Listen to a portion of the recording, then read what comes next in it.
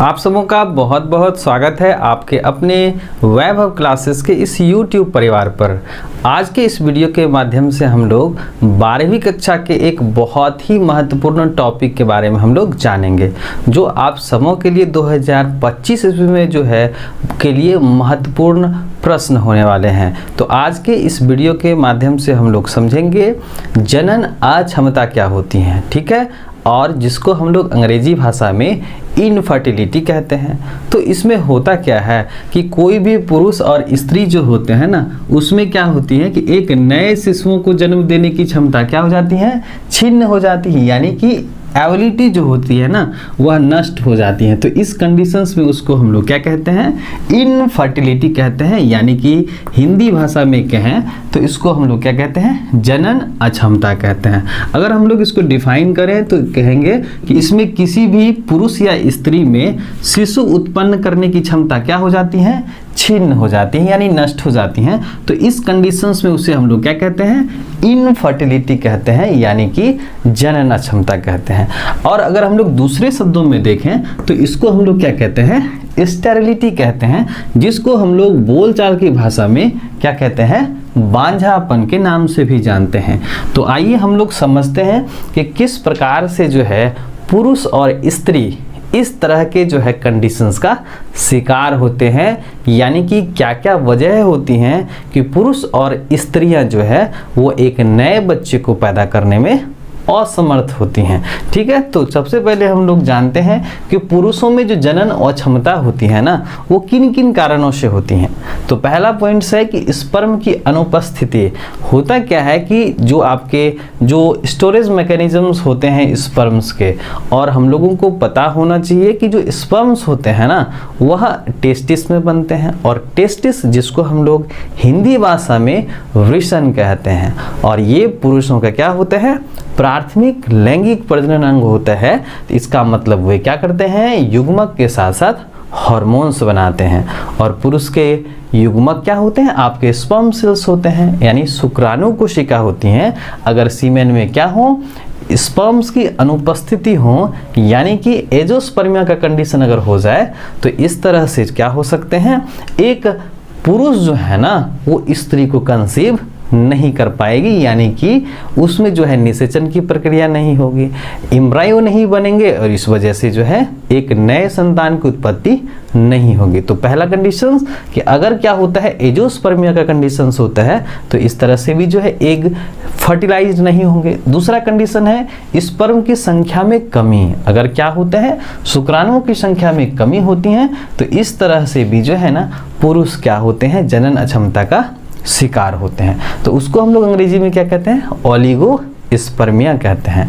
आगे आइए कि शुक्राणु की कम गतिशीलता, यानी कि स्पर्म्स जो होगा अगर वह क्या करेगा, कम गतिशीलता रखेगी, जिसको हम लोग इस भाषा में कैपेसिएशंस कहते हैं।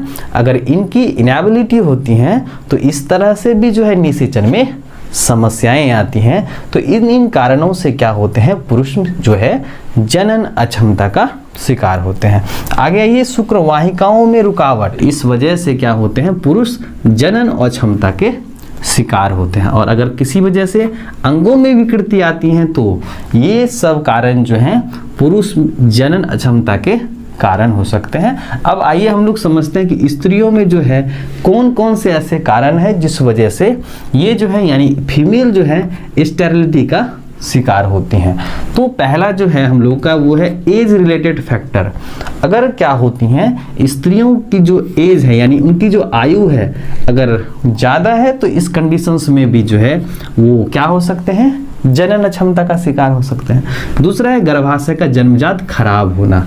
अगर किसी वजह से क्या होता है, उनका जो यूटरस है किसी वजह से अगर क्षतिग्रस्त हो जाता है, किसी प्रकार की समस्याएं आती हैं, तो इस तरह से भी जो है एक स्त्री कंसीव नहीं हो पाती हैं। अगला है अंडे का मुक्त ना होना, यानी कि जो ओवेरीज होते हैं, यानी जिसको हम लोग अंडाशय कहते हैं, अगर उससे एग्स का मुक्त ना होना यानी रिलीज नहीं होंगे एट ए टाइम, तो क्या होगा, जो फर्टिलाइजेशंस में होगी वो समस्याएं होंगी। ठीक है, आगे है एंडोमेटेरियम्स। ठीक है, तो एंडोमेटेरियम जो होता है ना वह क्या होता है, यूटेरस का वाल है, जिसको हम लोग बोलते हैं यूटेरस लेयर कह सकते हैं। और यूटेरस लेयर यानी गर्भाशयी भित्ति जो होती है ना, आपके 3 गर्भाशयी भित्ति होती हैं। तो एंडोमेटेरियम्स क्या होता है, ये आपके गर्भाशय के आंतरिक परत होती हैं, यानी कि inner most wall of uterus होता है। तो ध्यान में रखिएगा, जब फैलोपियन नलिकाएं जो होती हैं ना आपस में मिलती हैं, फ्यूज करती हैं, तो एक ट्रायंगुलर शेप बनाती हैं, जिसको हम लोग गर्भाशय कहते हैं। और इसी में क्या होता है, शिशु जो है पलते हैं, इनक्यूबेशन होता है। तो गर्भाशय में 3 लेयर्स होते हैं। पहला लेयर जो होता है वह होता है आपका जो है एपीमेटेरियम होता है। क्या होता है, एपीमेटेरियम होता है। ठीक है, उसके बाद जो दूसरा होता है वो आपका है मीजो है, क्या है, मीजोमेटेरियम है। ठीक है, और जो आंतरिक परत होती हैं एंडो होती हैं। तो अगर किसी वजह से एंडोमेटेरियम जो है या पोषक तत्वों की वजह से या इसमें अगर किसी विकृति आ जाती है यानी स्मूथ हो जाती हैं, तो इस वजह से भी जो है ना क्या होते हैं, भ्रूण नहीं ठहरते हैं, यानी सीधे सीधे ऐसे हम लोग कहते हैं प्रत्यारोपण नहीं हो पाता है, इम्प्लांटेशन नहीं हो पाता है। अगर एंडोमेटेरियम किसी वजह से वीक हो जाए, क्षतिग्रस्त हो जाए, तो फिर जो है प्रत्यारोपण में समस्याएं होती हैं, इम्प्लांटेशंस में क्या होता है, असुविधा होती हैं। तो ये कारण हो सकते हैं। अगला है हार्मोन्स की कमी, है ना। अगर स्त्री के शरीर में अगर किसी प्रकार की डिफिशियंसी होती है हार्मोनल संबंधी, तो इस तरह से भी जो है ना एक मादाएं जो है यानी स्त्री जो है वह कंसीव नहीं हो पाती हैं। तो ये कारण है आपके पुरुषों में, यानी कि जो मेल में किन किन वजहों से होते हैं। तो ध्यान में रखिएगा, इसमें क्या होता है, एजोस्पर्मिया होता है, यानी कि स्पर्म की अनुपस्थिति होती है। आपके ओलिगोस्पर्मिया यानी कि शुक्राणु की कमी हो जाएगी, है ना, शुक्राणु की कम गतिशीलता यानी कैपेसिएशंस हो जाएगा। फिर शुक्रवाहिकाओं में रुकावट, है ना। तो इस तरह से अगर जो है शुक्राणु जो है वह स्त्री शरीर के अंदर ना पहुंचे यानी अंडाणु कोशिका तक, तो इस तरह की समस्याएं हो सकती है। फिर हम लोगों ने देखा कि स्त्री के शरीर में जो है किस प्रकार से जो है जनन अक्षमता का कारण होता है। तो पहला है एज रिलेटेड फैक्टर, है ना, आयु संबंधी समस्याएं।